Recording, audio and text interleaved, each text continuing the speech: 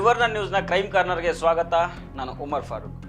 ಪ್ರಿಯ ವೀಕ್ಷಕರೇ, ನೋಡಿ, ಈ ಸ್ಟೋರಿಯನ್ನು ನಾವು ವಿಶೇಷ ಕಾರ್ಯಕ್ರಮ ಅಂತಲೇ ಮಾಡ್ಬೋದಿತ್ತು. ಆದರೆ ಒಂದು ಉದ್ದೇಶದಿಂದ ನಾವು ಇದನ್ನು ಕ್ರೈಮ್ ಕಾರ್ನರ್ ವಿಭಾಗದಲ್ಲಿ ತಗೊಳ್ತಾ ಇದ್ದೀವಿ.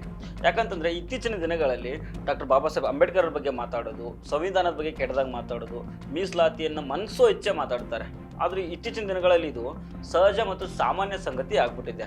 ಆದರೆ ಇದು ಒಂದು ಕ್ರೈಮ್ ಅಂತ ನಾವು ಪರಿಗಣಿಸಬೇಕು. ಯಾರು ಬಾಬಾ ಸಾಹೇಬ್ರ ಬಗ್ಗೆ ಮಾತಾಡ್ತಾರೋ, ಯಾರು ಸಂವಿಧಾನದ ಬಗ್ಗೆ ತುಚ್ಛವಾಗಿ ಮಾತಾಡ್ತಾರೋ, ಯಾರು ಮೀಸಲಾತಿಯನ್ನು ವಿರೋಧಿಸಿ ಮಾತಾಡ್ತಾರೋ, ಇದನ್ನು ಒಂದು ಕ್ರೈಮ್ ಆಗಿಯೇ ನಾವು ಪರಿಗಣಿಸಬೇಕಾಗುತ್ತೆ. ಆದ್ದರಿಂದ ಈ ಸ್ಟೋರಿಯನ್ನು ನಾನು ಕ್ರೈಮ್ ರೀತಿಯಲ್ಲಿ ಪ್ರೆಸೆಂಟ್ ಮಾಡ್ತಾ ಹೋಗ್ತೀನಿ. ನೀವು ಕೊನೆವರೆಗೂ ಮಿಸ್ ಮಾಡದೆ ನೋಡ್ತಾ ಹೋಗಿ.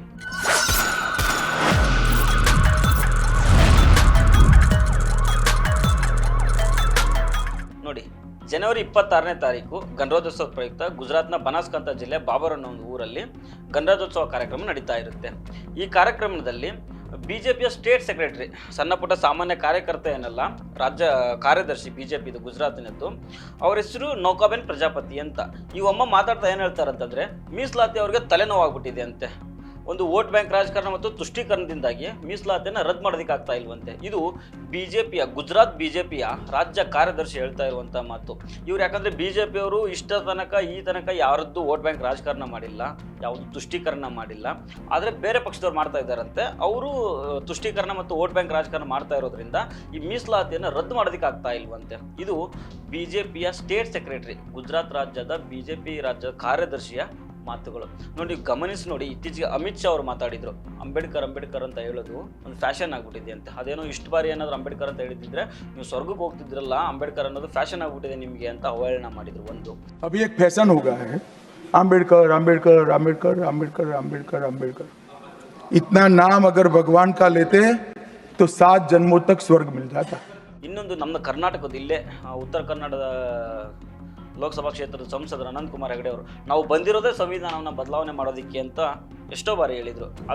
ಆ ಸಮಯದಲ್ಲಿ ಅವರು ಅನಂತ್ ಕುಮಾರ್ ಹೆಗಡೆ ಅವರು ಕೇಂದ್ರ ಸಚಿವರಾಗಿರ್ತಾರೆ. ಆದರೂ ಕೂಡ ಅವ್ರ ಮೇಲೆ ಯಾವೊಂದು ಕ್ರಮನೂ ಆಗೋದಿಲ್ಲ. ನರೇಂದ್ರ ಮೋದಿ ಸರ್ಕಾರದಲ್ಲಿ ಯಾವೊಂದು ಕ್ರಮನೂ ಆಗೋದಿಲ್ಲ. ಇತ್ತೀಚೆಗೆ ನೀವು ನೋಡಿರ್ಬೋದು, ಅಯೋಧ್ಯೆಯಲ್ಲಿ MP ಆಗಿರ್ತಾರೆ ಲಲ್ಲು ಸಿಂಗ್ ಯಾದವ್ ಅಂತ. ಅವರು ಕೂಡ ಸೋತೋದ್ರು ಇತ್ತೀಚೆಗೆ. ಅವರು ಹೇಳಿದ್ದು ಅದೇನೆ, ನಾವೇನಾದರೂ 400 ಪಾರ್ ಆಗಿಬಿಟ್ರೆ ನಾವು ಸಂವಿಧಾನವನ್ನೇ ಬದಲಾವಣೆ ಮಾಡಿಬಿಡ್ತೀವಿ ಅಂತ ಹೇಳ್ತಾ ಇದ್ರು. ಆದರೆ ಅವರು 260ಕ್ಕೆ ಬಂದಿದ್ದು ಗೊತ್ತಾಯ್ತು. ಎಷ್ಟು 240 260ಕ್ಕೋ ಬಂದು BJP ಅವರು ಹೇಳಿದ್ರಿಂದ. ಇದು ಉತ್ತರ ಪ್ರದೇಶದಲ್ಲಿ ಅವ್ರಿಗೆ ಎಷ್ಟು ಹೊಡೆತ ಕೊಡ್ತು BJP ಅವ್ರಿಗೆ. ಆದರೆ ಈ ಬಾರಿ ಗುಜರಾತ್ನಲ್ಲಿ ನಾವು ಮೀಸಲಾತಿ ವಿರೋಧಿಗಳು ಅಂತಲೇ ಹೇಳ್ತಾ ಇದ್ದಾರೆ ನೌಕಾಬೆನ್ ಪ್ರಜಾಪತಿ ಅವರು, BJP ರಾಜ್ಯ ಕಾರ್ಯದರ್ಶಿ. ಈಗ ಇವ್ರ ಮೇಲಾದರೂ ಅಟ್ಲೀಸ್ಟ್ ನರೇಂದ್ರ ಮೋದಿ ಮತ್ತು ಅಮಿತ್ ಶಾ ಅವರು ತಮ್ಮ ತವರು ರಾಜ್ಯದಲ್ಲಿ ಇಂಥದ್ದೊಂದು ಹೇಳಿಕೆ ಬಂದಿದೆ. ಅದು ರಾಜ್ಯ ಮಟ್ಟದ ಒಬ್ಬ ನಾಯಕಿಯಿಂದ ಇಂಥದ್ದೊಂದು ಹೇಳಿಕೆ ಬಂದಿದೆ ಮೀಸಲಾತಿ ವಿರೋಧವಾಗಿ. ಈಗಲಾದರೂ ಕ್ರಮ ಕೈಗೊಳ್ತಾರೆ ಅಥವಾ ಅವ್ರಿಗೇನು ಇನ್ನೂ ಒಂದು ದೊಡ್ಡ ಹುದ್ದೆ ಕೊಡ್ತಾರಾ ಗೊತ್ತಿಲ್ಲ. ಯಾಕಂತಂದರೆ 2007ರ ಗುಜರಾತ್ನಲ್ಲಿ ಒಂದು ದಂಗೆ ಆಗುತ್ತೆ. ಆ ಸಮಯದಲ್ಲಿ ಮಾಯಾ ಕೊಡ್ನಾನಿ ಒಬ್ಬ ಹೆಂಗಸಿನದ್ದು ಕೈವಾಡ ಕಂಡು ಬರುತ್ತೆ. ಅವರು ಆ ಟೈಮಲ್ಲಿ ಮಾಯಾ ಕೊಡ್ನಾನಿ ಅವರು MLA ಇರ್ತಾರೆ. ಆದರೂ ಕೂಡ ಅವ್ರ ಮೇಲೆ ಕೇಸ್ಗಳಾಗ್ತವೆ, ಅವ್ರ ಇನ್ವೆಸ್ಟಿಗೇಷನ್ ಆಗ್ತವೆ.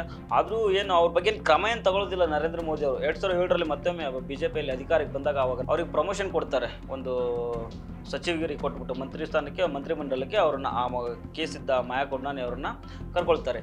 ಇದೇ ರೀತಿ ನೌಕಾಬೆನ್ ಪ್ರಜಾಪತಿ ಅವರ ವಿಚಾರದಲ್ಲೂ ಆಗ್ಬೋದು. ಯಾಕಂತಂದರೆ ಅವ್ರು ಮಾತಾಡಿದ್ದು ಮೀಸಲಾತಿ ವಿರುದ್ಧ.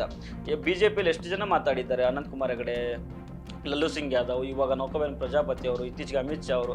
ಆದರೆ ಯಾವ ಕ್ರಮಗಳು ಇತ್ತೀಚೆಗೆ ಏನೂ ಆಗಿಲ್ಲ ನರೇಂದ್ರ ಮೋದಿ ಅವ್ರ ಸರ್ಕಾರದಲ್ಲಿ. ಇನ್ನು ಮುಂದೆ ಆಗುತ್ತೆ ಅನ್ನೋ ನಂಬಿಕೆನೂ ಇಲ್ಲ. ಆದರೆ ನರೇಂದ್ರ ಮೋದಿ ಅವರು ಮತ್ತು ಅಮಿತ್ ಶಾ ಅವ್ರ ಸರ್ಕಾರ ಇದ್ರ ಬಗ್ಗೆ ಯೋಚನೆ ಮಾಡಬೇಕು. ಮೀಸಲಾತಿಯಿಂದ ಯಾರಿಗೇನು ತಲೆನೋವಾಗಿದೆ, ಯಾರಿಗೇನು ಮೋಸ ಆಗಿದೆ. ಇತ್ತೀಚೆಗೆ ಖುದ್ದು ನರೇಂದ್ರ ಮೋದಿ ಅವರೇ ತಮ್ಮ ಸರ್ಕಾರ ಬಂದ ಮೇಲೆ EWS ಅಂತ ಹೇಳ್ಬಿಟ್ಟು, ಎಕನಾಮಿಕ್ ವೀಕರ್ ಸೆಕ್ಷನ್ ಅಂತ ಹೇಳ್ಬಿಟ್ಟು ದೊಡ್ಡ ಮೇಲ್ಜಾತಿಯವ್ರಿಗೂ 10% ರಿಸರ್ವೇಷನ್ ಕೊಟ್ರಿ. ಇಲ್ಲಿ ಯಾರಿಗೆ ಮೀಸಲಾತಿಯಿಂದ ಯಾರಿಗೆ ಮೋಸ ಆಗಿದೆ? ಎಲ್ಲರಿಗೂ, ಎಲ್ಲ ಜಾತಿ, ಪ್ರತಿಯೊಂದು ಜಾತಿ, ಜನಾಂಗ, ಧರ್ಮ, ಎಲ್ಲ ಲಿಂಗಭೇದ ಏನೂ ಇಲ್ಲದೇ ಪ್ರತಿಯೊಬ್ಬರಿಗೂ ಮೀಸಲಾತಿ ಸಮಾನವಾಗಿ ಸಿಗ್ತಾ ಇದೆ. ಹೀಗಾಗಿ ಮೀಸಲಾತಿಯಿಂದ ತಲೆನೋವು BJP ಅವ್ರಿಗೆ ಯಾಕೆ ಆಗ್ತಿದೆ ಅನ್ನೋದನ್ನು ಖುದ್ದು ನರೇಂದ್ರ ಮೋದಿ ಅವರೇ ಇದಕ್ಕೆ ಉತ್ತರ ಕೊಡಬೇಕು. ಸೊ ಫ್ರೆಂಡ್ಸ್, ಇದು ಇವತ್ತಿನ ಕ್ರೈಮ್ ಕಾರ್ನರ್. ಮತ್ತೆ ಭೇಟಿ ಆಗ್ತಿರೋಣ. ನಮಸ್ಕಾರ.